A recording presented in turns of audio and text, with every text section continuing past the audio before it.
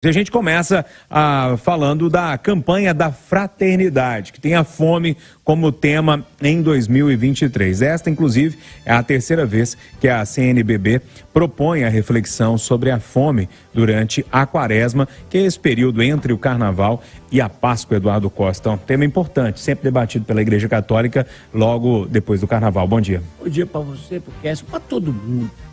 Boa semana. A semana começa hoje, depois do meio-dia, né? E bom ano, né? Que começa segunda que vem. Júnior, eu já fui muito mais fã da CNBB, sabe? A Conferência Nacional dos Bispos do Brasil. E, embora eu reconheça muito valor no seu atual presidente, essa figura que a gente tem que respeitar, que é o Dom Valmor, eu acho que a CNBB ela podia ser muito mais forte. Ou, com a força que ela tem, ela poderia ser muito mais presente na vida dos brasileiros. Agora, se tem uma coisa boa que eu acho que ela faz, é essa campanha da fraternidade. Sabe? Passada a festa pagã, né? Passada a alegria esbaldante, aquele caminhão sem freio, que boa parte de nós se transforma nesses 4 dias, é hora mesmo da gente parar um tempo, aqueles que conseguem fazer um jejum de carne, outros uma abstinência do álcool, enfim, dá uma virada para dentro de si e pensar. E pensar, Júnior, na fome é para ontem, né? Se tem um negócio que a gente não consegue mesmo administrar no interior da gente, é a tal da fome. E junto com a fome, algumas covardias com crianças e idosos. Acho que um bom começo de reflexão é o caso desses irmãos que estavam 3 dias abandonados, né? Com fome, no meio do lixo, dentro de casa. Que Papai do Céu, independentemente da nossa coloração religiosa, nos ajude a fazer essa inflexão e passar a Quaresma pensando naqueles que são mais sofridos. É algo que eu não consigo administrar, Júnior. Eu fui uma criança pobre, sabe? E criada com limitações. Mas se eu falava, ou um irmão falava que queria comer um queijo, ele aparecia no caminhão do meu pai no outro dia. Eu não consigo administrar o sentimento de que tem gente pertinho de nós aqui, ó, quem sabe no Jardim América, quem sabe no Morro das Pedras, passando, nem fome, carência alimentar. Dói muito. O Ricardo Kertzmann, eu tendo a concordar com o Eduardo que a CNBB já foi mais forte aqui no Brasil, mas de qualquer modo é um assunto importante e a CNBB diz que a emergência sobre o assunto foi que motivou a escolha. Independentemente de qualquer coisa, uma multidão, praticamente metade do país, vai de alguma forma passar em alguma igreja hoje para receber as cinzas e vai ouvir essa mensagem de fome, que é uma mensagem importante. Bom dia.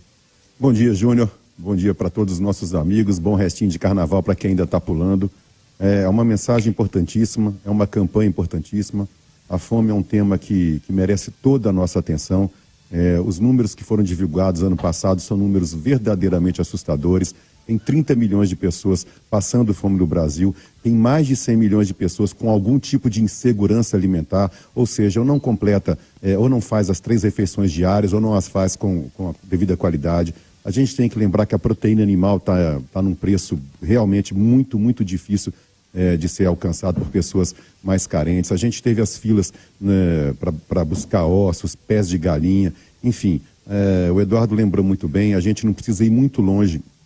A gente que vive em grandes centros urbanos, a gente não precisa ir muito longe para poder se deparar com a dura realidade da fome, principalmente nos estados mais pobres do país e principalmente nas cidades do interior. É um tema muito importante, sim, e vamos apoiar bastante. E como é uma campanha de fraternidade, a gente aproveita para poder pedir para todo mundo que sempre podendo ajudar alguém, ajude.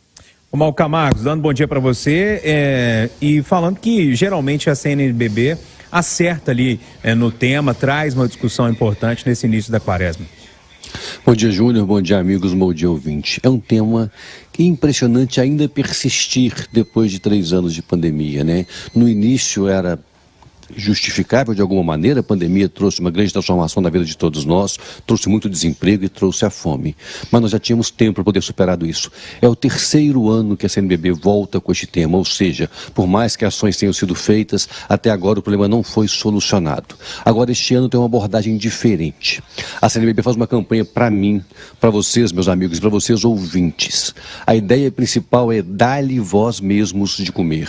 Ou seja, está clamando, está implorando, a CNBB implora a cada um de nós que assumirmos as nossas responsabilidades de ajudar o próximo. E ajudar o próximo não é fazer muito, é dar apenas de comer.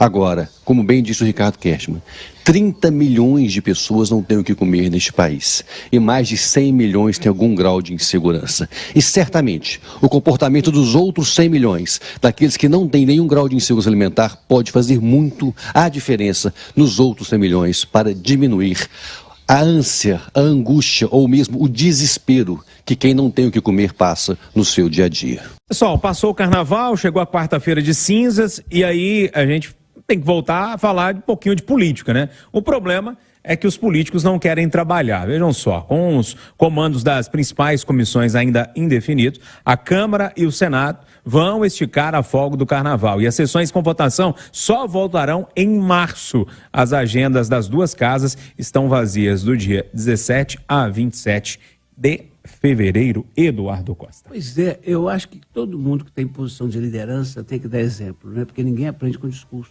aprende com liderança. Por exemplo, sobre fome. Como Deus me permite dar uma boa alimentação às minhas filhas, eu não sou aquele pão duro que... Pai, eu queria tomar um açaí. Não vai não, porque eu cheguei e tal. Até que teve um tempo, né, com a minha mais velha, quando a gente ia de férias para as colônias do Sesc, abençoadas colônias do Sesc, que eram bem baratinhas e permitia que a gente fosse, ela me pedia, com os 5 anos, ela me pedia um picolé às 9 horas da manhã. Eu falei assim, não, você vai ganhar. Que hora, pai? Mais tarde. Tinha que ser lá para as 3 da tarde, porque o picolé era um só por dia. Se eu desse às 9, ela ia querer mais. Então esse controle sempre houve lá em casa. E o que eu digo muito para elas são essas coisas que a gente aprende com o pai da gente, né? Por exemplo, põe no prato só a comida que vai comer. Não joga a comida fora, que o meu coração dói na hora. Eu falo assim, nossa, papai do céu não gosta disso. Vamos trabalhar, gente? Vamos trabalhar? Para com isso. O trabalho faz bem para a saúde. Não mata ninguém. Eu aprendi, né? O meu era caminhoneiro leiteiro, trabalhava de segunda a segunda o ano inteiro. Então, eu acho que não é um bom exemplo, sabe? Onde estão os maiores salários, onde estão os que governam as nossas rédeas e que precisam discutir as saídas, inclusive para a fome, emendando feriado. Essa é uma queixa que eu terei eternamente do executivo também, mas muito do judiciário, né? Os fóruns fechados, e mais ainda do legislativo. Gente, o Conselho Nacional de Justiça tem que exigir dos tribunais de justiça dos estados para pôr a turma para trabalhar, para abrir o fórum, e a gente quer saber que até hoje tem 30% do serviço remoto e vir me falar que, exceto em casos especiais, que é a mesma coisa. Fora os 60 dias de férias. 60 dias de férias? Aí, sabe? Aí que está o desequilíbrio. E o que eu penso, viu, Júnior? O que eu penso como cada centavo, Deus é meu testemunho, cada centavo que eu tenho ganhado na vida, eu corro atrás dele, eu durmo tranquilo. E eu acho que todo mundo, num país que tem fome, tem que ter esse sentimento. A minha parte que eu estou ganhando, pouco ou muito, eu estou merecendo, que eu estou suando. Esse negócio do cara parar de trabalhar dia 17 e voltar dia 27... mas estava nas bases, não sei o que. Ia falar isso. Tem essa desculpa. Não, estava visitando as bases. Tá. Vamos pegar a passagem aérea dessa turma para saber se estava nas bases mesmo, né? Ô Mal Camargos, independentemente de qualquer coisa, se esteja na base ou não, hoje há a possibilidade também do trabalho remoto e tal, mas o problema é que na pauta não tem trabalho, pelo menos o trabalho que a gente conhece, que é a votação, discussão de projeto, enfim, o embate ali do parlamento, pelo menos isso não tem. Júnior, um dos meus papéis aqui no Governo de Redação é engrandecer e falar que a política é necessária e vale muito a pena. Mas, neste caso, é injustificável. Nós estamos vivendo uma ausência de trabalho parlamentar, não é agora no Carnaval, não. Começou em agosto do ano passado com a campanha eleitoral. Depois, fim das eleições, já era resto de mandato, já não tinha muito mais o que fazer. Começa o ano, a discussão é sobre a eleição da nova mesa diretora, que só importava aos parlamentares. Chega o carnaval, quarta-feira de cinza é dia 22, a princípio dia 23 poderiam estar trabalhando, não estão, mas só vão começar em março. É injustificável. É injustificável, acaba aumentando um sentimento que muitos dos brasileiros têm. É que não vale a pena o investimento que o país faz na política. E política sim é necessária, mas o investimento precisa valer a pena. E mais uma coisa que eu queria trazer, o exemplo que esses parlamentares dão para cada um de nós.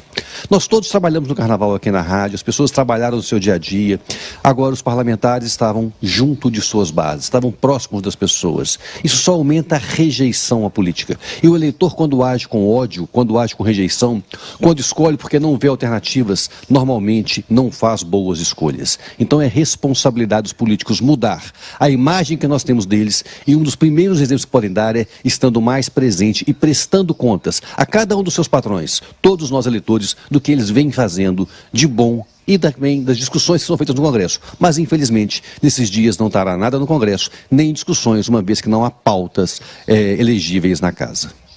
Eu gostei demais desse olhar do Balco. Quanto mais perto das bases o cara fica no feriadão desse, mais as bases ficam com raiva dele. É tipo isso. Sai de perto, né? E o Malco citou uma coisa também que me chamou a atenção, Ricardo, que é o investimento, né? O investimento que não está valendo a pena. Se não está valendo a pena, não é investimento. Então, Júnior... Gasto, né? É gasto. Então, eu fico pensando nisso, né? Eu não sei se eu acabo comemorando, porque esse período que eles não estão trabalhando, eles não fazem bobagem e não gastam mais ainda a nossa grana, né? Agora, eu fico aqui realmente indignado, assim, né? Essa legislatura começou dia 1º de fevereiro. Se a gente descontar sábado, domingo e os feriados, né, o carnaval, a turma trabalhou 10 dias. Tá cansado, né, Eduardo? 10 dias cansa bastante. E já a população que paga o salário e as mordomias de todo mundo, não tem sábado, não tem domingo, não tem feriado, não tem nada. Vamos trabalhar para poder pagar imposto, porque esse pessoal precisa viver. Lambança de foliões nas ruas da capital mineira torna o trabalho de limpeza da cidade um pouco mais difícil, cansativo e, lógico, caro, né? Os garis, Eduardo, reclamam que, mesmo com um grande número de lixeiras em toda a cidade, uma organização que foi feita, muita gente tem jogado tudo no chão, copo, vidro, lata e qualquer coisa que estiver na mão. Teve um gari que conversou com o Fabiano Frade, falou que tinha até fralda suja de cocô. Eu quero me dirigir agora àqueles que, ouvindo a gente nesses dias de carnaval, elogiar o carnaval, fizeram um contraponto. Uhum. Eu quero dizer para o senhor e para a senhora que escuta Itatiaia o seguinte: se o senhor e a senhora, por razões religiosas, pessoais, kármicas, não gostam do carnaval, eu respeito. Agora, a senhora vai me permitir de usar esse microfone poderoso para dizer que foi algo acima da média para os padrões de ódio que esse país vive. Pelo menos no caso de Belo Horizonte, que eu vi mais de perto, nós tivemos momentos de cartaz que nós estávamos precisando há muito tempo.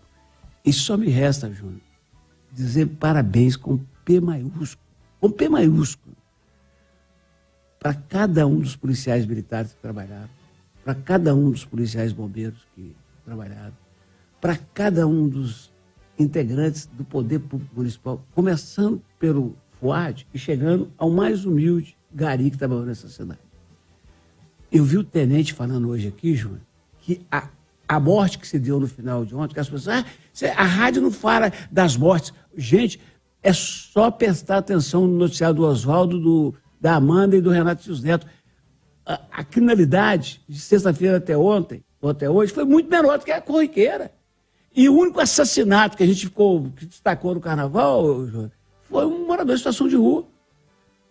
Mas o cara estava destruindo a banca nessa loja. O tenente disse que hoje o maluco subiu na banca, começou a jogar pedra nos outros, destruindo a banca. Pegaram o cara.